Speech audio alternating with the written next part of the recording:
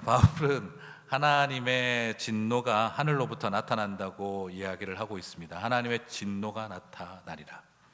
물론 사람들은 말합니다. 어떻게 사랑의 하나님이 진노할 수 있느냐. 하지만 저는 거꾸로 말씀드리고 싶어요. 사랑의 하나님이시기 때문에 진노하신다라는 거죠. 진노라고 하는 것은요, 사적이고 이기적인 감정을 말하는 게 아닙니다. 진노라고 하는 것은 당하고 살아가는 약자들의 서름과 고통을 향한 하나님의 컴패션, 긍휼의 마음이기 때문입니다.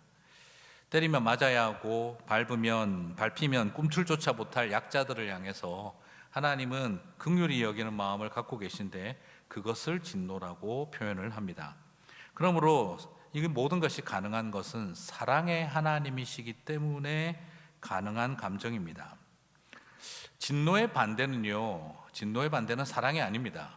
진노의 반대는 중립적 상태입니다. 오히려 진노의 동의어가 사랑입니다. 진노의 동의어가 공의다라고 할 수가 있습니다.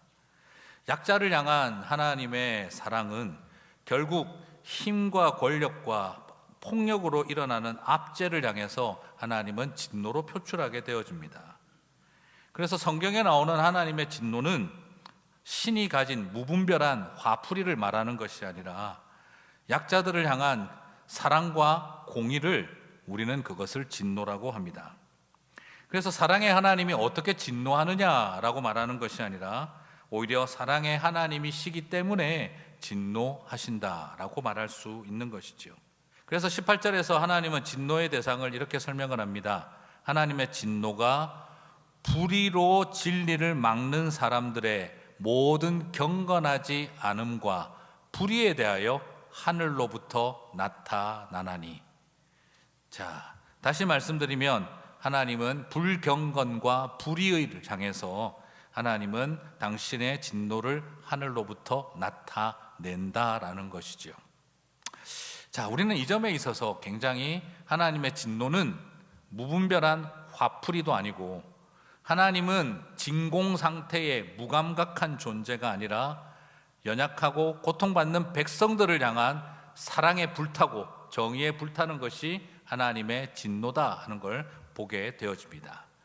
자, 그러면 첫 번째 진노의 이유인 이 불경건은 뭘 말하는 걸까요? 진노의 첫 번째 이유인 경건하지 않음, 이 불경건은 하나님과 인간의 관계가 파괴되고 단절되었을 때 신적 관계의 파괴를 말합니다. 자, 바울은 19절에서 23절 사이에 이 하나님과 인간 사이의 관계가 파괴되어진 불경건함을 뭐로 묘사하고 있냐 그러면 우상 숭배를 예를 들어 설명을 합니다. 자, 이 메시지는 약간 누구를 대상으로 하는지 보이죠.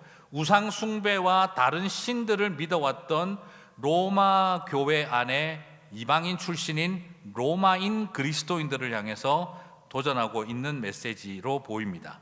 그러나 이것은 동시에 유대인 로마인만이 아니라 우리 모든 사람들이 우상과 같은 자기 신을 갖고 살아가는 마음 상태를 또한 도전하는 것과 같죠. 자, 어떻게 묘사하고 있습니까?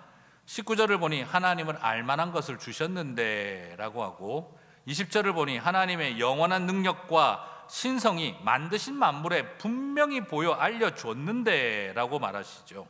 그리고 21절에서 감사도 영광도 돌리지 않고 허망하고 미련하여지더라고 말하고 22절에 가서 스스로 지혜 있다 하나 어리석게 되었더라고 하시고 23절에서 썩어지지 아니하는 하나님의 영광을 썩어질 사람과 동물의 모양으로 바꾸었다라고 길게 논증하고 있습니다.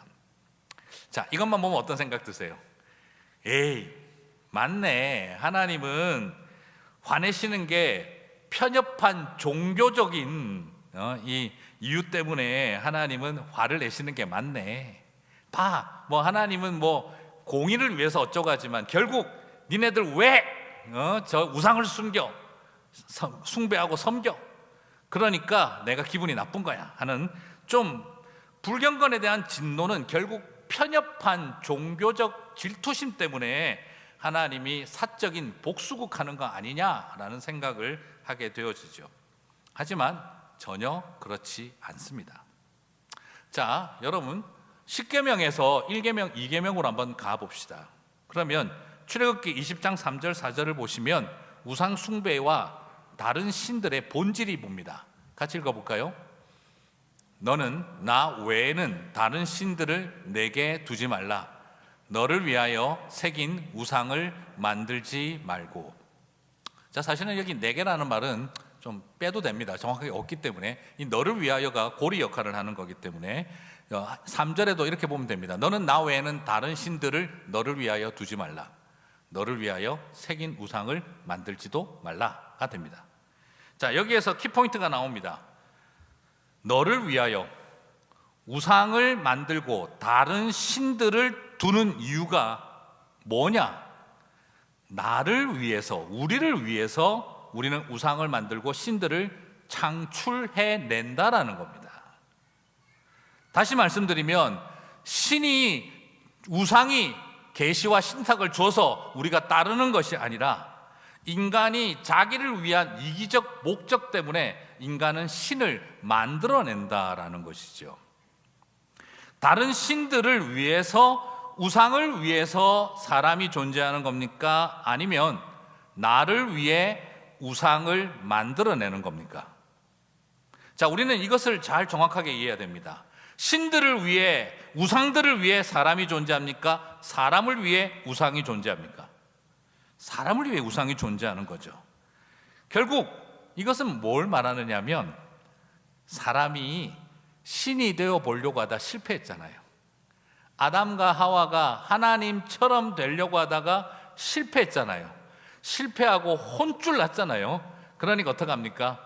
아이고야, 노골적으로 내가 하나님이 되려고 하다가는 혼쭐 나겠다. 그러니까 신들을 만들어버리자. 아니, 어떻게 무슨 하나님이 왕들과 권력의 힘을 도와주는 게 아니라 저렇게 맨날 힘없는 노예들의 하나님, 희년이라고 해서 때 되면은 해방시켜 줘야 되고 땅도 돌려줘야 되고, 이거는 도대체 여호와 하나님은 힘없는 백성들의 하나님이지 권력과 그리고 좀 뭔가 해보려고 하는 우리들은 별로 안 도와준다 하는 이런 생각이 자꾸 드니까 불편한 거예요. 그래서 이스라엘의 왕들이 역사 내내 바알과 아세라와 그 신들을 향해 나아가는 겁니다. 왜요? 여호와 하나님 재미없으니까요.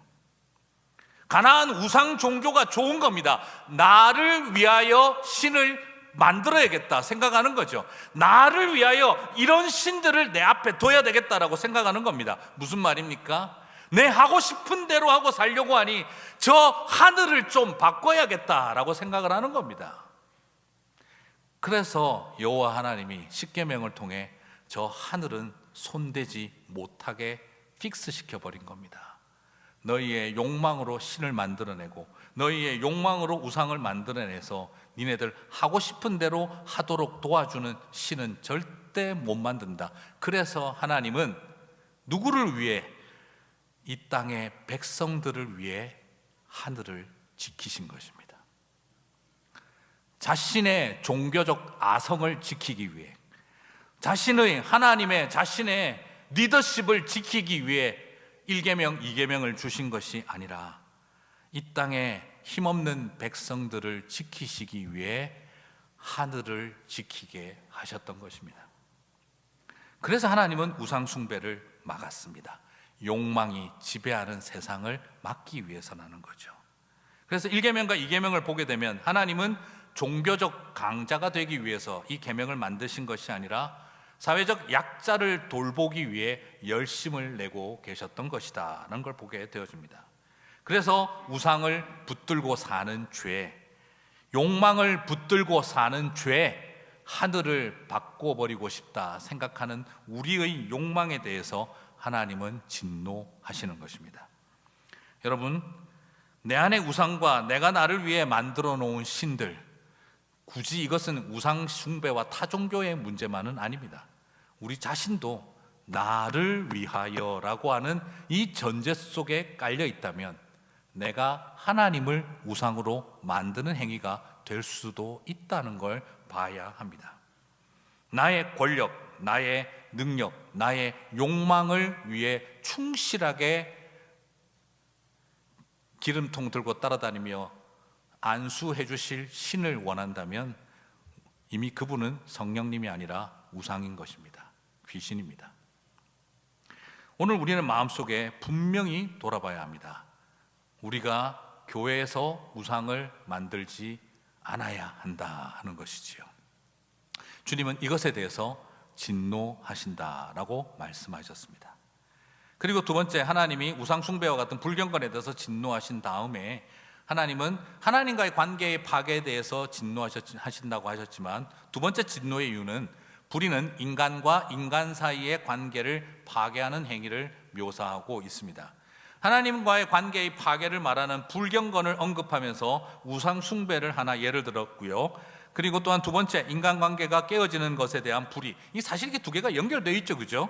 연결되어 있는데 특별히 오늘은 여기서 어떤 것을 하나 특정하셨는데, 그건 바로 로마의 성적 타락과 그리고 동성애를 결합시켜서 같이 설명하고 있습니다. 오늘 본문 앞에서 보게 되면 다른 어떤 것이 아니라 이 우상을 숭배하는 자들이 육체에 더럽도록 그냥 내어버리셨다라는 표현이 나와서 그들의 성적인 문란함에 대한 이야기를 전제하시고, 그 다음 두 번째는 26절 27절에서 여자들은 순리대로 쓸 것을 바꾸어 영리로 쓰고 남자들은 순리대로 여자 쓰기를 버리고 음욕이 부릴 듯하며 남자와 남자가 더불어 부끄러운 일을 행하여 상당한 보응을 받았다라고 이렇게 말하는 것까지 예를 포함하고 있습니다. 자, 우리는 여기서 두 가지 문제가 같이 다뤄지고 있습니다. 이성애자들의 성적인 문란함과 그리고 동성애의 일어나고 있는 일들을 두 가지를 다루고 있습니다. 자, 누가 봐도 익숙했던 로마 교회에 이건 로마인들을 대상으로 던진 굉장히 강력한 메시지입니다. 그 당시 로마 사회의 우상 숭배는 말로 표현할 수 없을 만큼 극에 달해 있었고, 그리고 또한 로마 사회의 이 성적인 문란함과 타락은 거의 설명할 수가 없을 정도였었어요. 그래서 사도 바울은 그 문제를 바라보며 도전을 하고 있는 거죠. 사도 바울은 로마 시대에 만연했던 이 문제를 바울 서신에서 다룹니다. 그리고 또한 그러나 바울은 독특하게도 그들의 그 추악한 음란함과 그리고 또한 아울러 있었던 동성애의 문제를 바울 서신에서 그렇게 많이 다루지를 않습니다. 그저 두리뭉실하게 음란과 더러움으로부터 이렇게만 표현하지, 바울 서신 어디에도 그걸 너무 구체적으로 표현하지를 않습니다. 왜 그랬을까요? 만연한 문제지만 오로지 로마서에서만 다루고 있고, 그리고 동성애는 딱 두 절만 다루고 있습니다. 이건 심각하지 않아서가 아니라 성령님의 전략과 의도가 그 속에 담겨 있다라고 생각을 해봅니다. 바울 서신은 성도들의 성적인 타락을 정말 심각하게 문제시하고 지적합니다. 그리고 또한 이 동성애가 죄라는 것도 로마서에서 분명히 밝히고 있습니다. 이걸 다르게 해석해서 이건 동성애와 관련된 게 아니라고 접근하려고 하는 것, 그 시도 자체가 이건 옳지가 않습니다. 이건 명확하게 그렇게 표현되고 있습니다. 그리고 또한 동시에 진보적인 분들이 그런 실수를 한다면 보수적인 분들은 또 어떤 실수를 하느냐, 오늘 이 본문의 맥락이 가지고 있는 의도를 잃어버린 채 오로지 동성애만 철저하게 사형에 해당하는 죄로 좁혀버리는 누를 범하기도 합니다. 이 두 가지는 극단적으로 다뤄져서는 될 문제가 아닙니다. 사도 바울은 분명하게 이 모든 것을 도전합니다. 그리고 바울 서신에 안 빠지고 제일 많이 다루는 것은 남편 된 자들아 아내 사랑하기를, 아내 된 자들아 남편 사랑하기를 그리스도께서 교회를 사랑함같이 하라. 바울은 지금 성적인 타락으로 가득한 로마와 네거티브로 싸우고 있거나 동성애의 문제로 네거티브로 싸우고 있는 것이 아니라 오로지 건강한 남편과 건강한 아내가 되어 건강한 부부가 되는 일을 교회와 그리스도의 관계를 통해 집중적으로 묘사하는 일에 파저티브 전략을 최선을 다해 사용하고 있습니다. 하나님이 사람을 남자와 여자로 지으셨습니다. 그리고 사람을 남자와 여자로 지으신 하나님이 사람은 부모를 떠나 아내와 합하여 둘이 한 몸이 될지라고 말씀하셨습니다. 그리고 예수님은 이것에 대해, 하나님의 말씀에 대해 한마디 더 보태셔서 하나님이 짝지어 주신 것을 사람이 나누지 못할지니라 라고 명확하게 말씀하셨습니다. 우리는 이 세 가지를 변개할 수 없습니다. 하나님은 남자와 여자로 지으셨고 사람은 부모를 떠나 아내와 합하여 한 몸이 되어야 하고, 그리고 아버지께서 하신 말씀에 아들 예수님이 추가하신 것은 하나님이 짝지어 주신 것을 사람이 나누지 못할지니라. 우리는 이 3단계를 명확하게 지켜야 하나님의 백성입니다. 이것을 위해 우리는 결코 타협하고 포기해서는 안 됩니다. 누구나 다 고통과 아픔과 좌절이 있습니다. 그것을 정죄해서는 안 되죠. 그러나 이 사실을 지키기 위한 우리의 싸움이 포기되어져서는 안 됩니다. 그래서 저는 동성결혼 합법화를 결코 성경적이라고 생각하지 않고 그것을 성경적으로 풀어보려고 노력하는 허무한 노력에 결코 동의할 수가 없습니다. 그러나 또한 동시에 가정을 파괴하며 인격을 파괴하는 어떤 간음과 성추행도 교회는 용납하고 받아들여서는 안 됩니다. 사랑하는 성도 여러분, 나는 동성애자가 아니니까 하고 넘어가려고 하면 안 됩니다. 성경은 바람둥이들의 간음과 간통과 성추행에 더 엄격하고 더 온전한 하나님의 심판을 선언하고 있다는 걸 잊어서는 안 됩니다. 성경적 근거를 명확하게 알아야 돼 우리 스스로를 쉽게 피해가려는 노력도 있어서는 안 됩니다. 그래서 저는 이게 힘든 겁니다. 오늘 이 부분을 다 말할 수가 없지만 우리 안에 분명히 명확하게 주어져 있는 진리의 말씀을 바로 붙들어야 합니다. 그리고 동시에 우리가 하나 더 주의할 것이 있습니다. 죄를 대하는 것과 죄인을 대하는 것은 구별해야 한다는 것이죠. 특별히 죄와 치열한 싸움 가운데 있는 사람들을 대하는 것을 구별해야 합니다. 우리가 이 원리대로 본다면 우리는 굉장히 많은 강단에서 쉽게 말하기 어려운, 이민사회에서 쉽게 말하기 어려운 문제들 앞에 직면해야 합니다. 그러나 중요한 건 죄에게 지기도 하고 치열하게 싸우고 있는 사람들을 대하는 태도와 죄를 대하는 태도는 구별되어야 합니다. 로마서를 받는 로마 교인들 안에 이 우상 숭배와 성적인 타락과 동성애를 포함한 성적인 타락에 더 많이 노출된 사람들은 유대인 그리스도인들일까요? 로마인 그리스도인들일까요? 로마인 그리스도인들이겠죠? 아마 오늘 이 메시지가 딱 전해지는 순간 로마서를 듣던 유대인 출신 기독교인들은 어떤 기분이 들었을까요? 아이고, 속이 다 시원하다. 그냥 사도 바울이 오늘 작정하고 한 소리 했네. 야, 우리가 하고 싶었는데 저 이방인 출신 로마인 유대인들 맨날 우상 숭배하고 성적으로 바닥까지 간 인간들, 우리는 어릴 때부터 십계명을 지키고 율법을 지켜와서 저 정도까지는 안 갔는데 야, 어떻게 저런 것들하고 같이 한 교회에서 같은 크리스찬으로 만났을까? 오늘 그냥 사도 바울이 딱 한 소리 했네. 역시 바리새인 출신답다. 속이 시원하다. 이런 생각을 하고 있었겠지요. 느낌 안 오세요? 저는 분명히 그랬을 것 같아요. 속이 다 시원하다 이러고 있었을 거예요. 그런데 사도 바울을 방심하면 안 됩니다. 그냥 넘어갈 사람이 아니죠.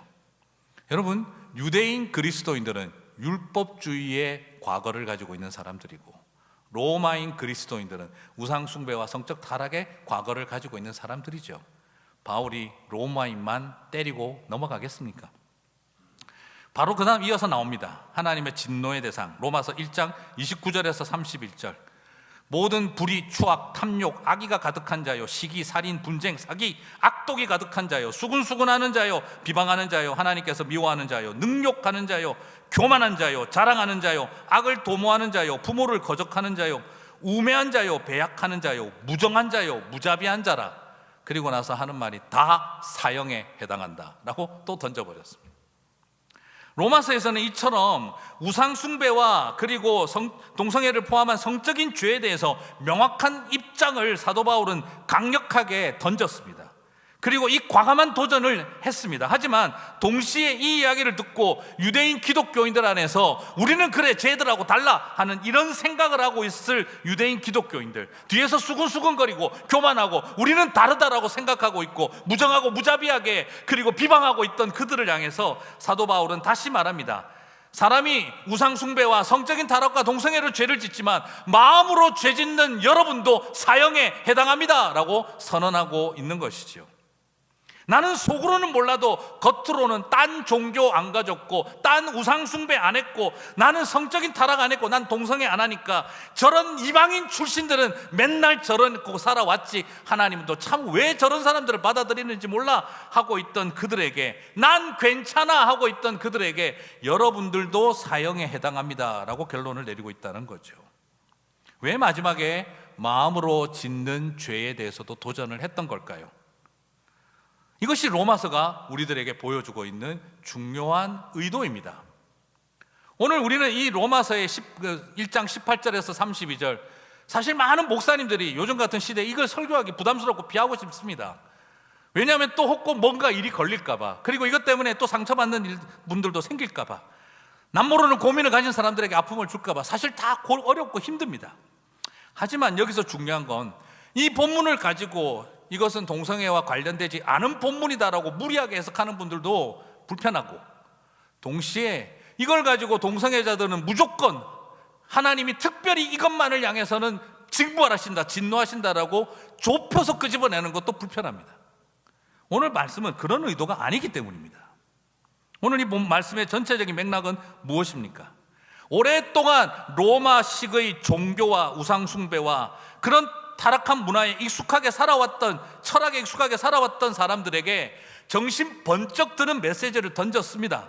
로마인들아, 그 잘난 지혜로 지금까지 너희가 해온 것이 무엇인지 아느냐? 진노받아 죽어야 할 존재들이었다라고 선언했습니다. 하지만 동시에 이것은 특정한 어떤 두 가지 죄와 어떤 인종에게만 해당된다는 뜻이 아니라 우리 모두가 마음으로 죄짓고 살아가는 백성 모두가 다 똑같이 사형받아야 할 존재들인 것을 드러내고 있다는 겁니다.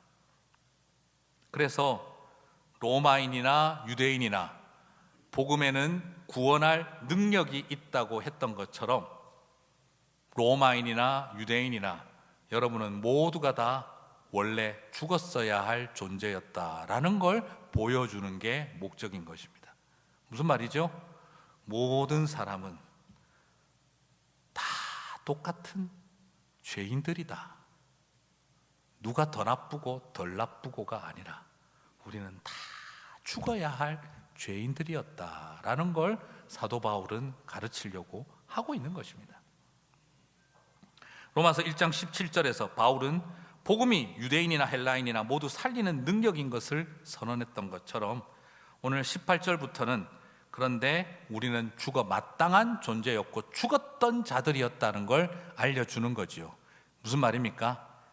까불지 말고 잘난 척하지 말고 우리가 원래 죽었던 자라는 걸 기억하라고 18절부터 오늘 본문은 말하는 게 목적입니다. 그래서 여러분 이렇게 말씀드릴 수 있어요. 지난주 설교는 복음이 여러분을 모두 살렸습니다. 그런데 오늘은 근데 아시죠? 여러분은 원래 다 죽었던 존재였다는 거. 이렇게 다양한 방법으로 죽었던 존재였다는 걸 잊지 마세요 라고 사도 바울이 말하고 있는 거예요. 이걸 거꾸로 했더라면 더 좋았을는지 모르겠어요. 원래 여러분들은 이렇게 다 죽었던 자들이었습니다.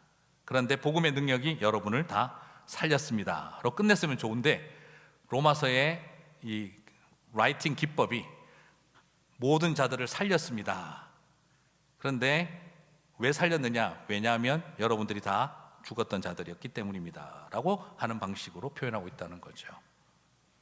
어떤 인종만, 어떤 죄만 특별히 죽어야 된다가 아니라 모든 사람들이 모든 죄로 죽었다라는 걸 밝히고 있다는 겁니다. 진노의 대상이 되면 이제 여러분 참 여기서 우리가 보면 근데 우리가 하나님 앞에 버림받고 진노의 대상이 됐다는 걸 뭘로 통해서 아실 수 있는 줄 아세요? 그게 내버려 두사예요. 내버려 두사. 하나님은 진노하면은요 벌 주는 게 아니라 하나님은 진짜 진노하시면 내버려 두십니다.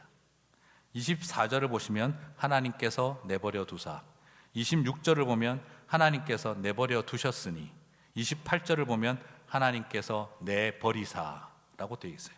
세 번에 걸쳐서 우상 숭배, 성적 타락, 동성애, 세 번째 뭐죠? 마음으로 짓는 죄 다 내어 버려 두셨다라고 합니다. 진노의 결과. 그래서 24절 서로 욕되게 하고 서로 영리로 쓰고 28절 서로 합당하지 못한 일을 하게 하셨다. 그래서 내버려 두셨다는 겁니다.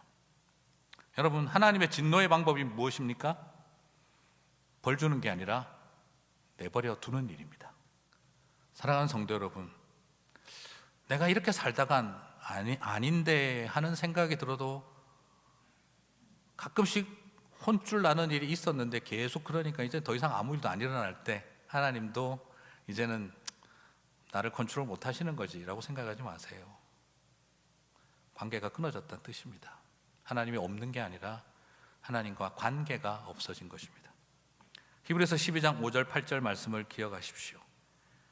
또 아들들에게는 권하는 것 같이 너희에게도 권면하신 말씀도 이렇도다 일렀으되 내 아들아 주의 징계하심을 경히 여기지 말며 그에게 꾸지람을 받을 때에 낙심하지 말라. 주께서 그 사랑하시는 자를 징계하시고 그가 받아들이시는 아들마다 채찍질하였으니 너희가 참으면 징계를 받기 위함이라. 하나님이 아들과 같이 너희를 대우하시나니 어찌 아버지가 징계하지 않는 아들이 있으리요. 징계는 다 받는 것이거늘 너희에게 없으면 사생자요 친아들이 아니니라. 이 세대가 이렇게 막 나가고 있을 때 하나님은 저와 여러분에게 구별되게 살라고 이야기하십니다. 왜 세상 보고는 아무 말도 안 하고 맨날 우리 보고만 그래, 이렇게 생각하지 마세요. 아직도 우리를 붙들고 계시기 때문입니다. 오늘 저와 여러분을 향해 오늘 이 메시지가 주시는 건 바로 그것입니다. 우리에게 사형이 있다가 오늘 메시지의 결론이 아닙니다. 우리는 다 죽었던 존재였습니다. 그럼에도 불구하고 복음의 능력이 이런 저와 여러분을 살리셨다가 주님의 메시지입니다. 그렇습니다. 여러분이 어떤 죄 가운데 있어서 나는 끝이다가 아니라 여러분이 어떤 죄를 지었다 할지라도 복음은 여러분을 살리는 능력입니다. 그래서 지금 혹시 아프십니까? 너무 힘드십니까? 주님께서 저와 여러분을 아직도 붙들고 계신 증거라고 여기시게 되기를 바랍니다. 나를 미워해서가 아니라 아직도 나를 사랑하고 있다는 증거인 줄 믿습니다. 그 붙드시는 증거 가지고 이 땅 가운데 복음의 능력이 이렇게 죽었던 나를 살리셨다를 붙들고 일어나는 저와 여러분 되시기를 주님의 이름으로 축복합니다.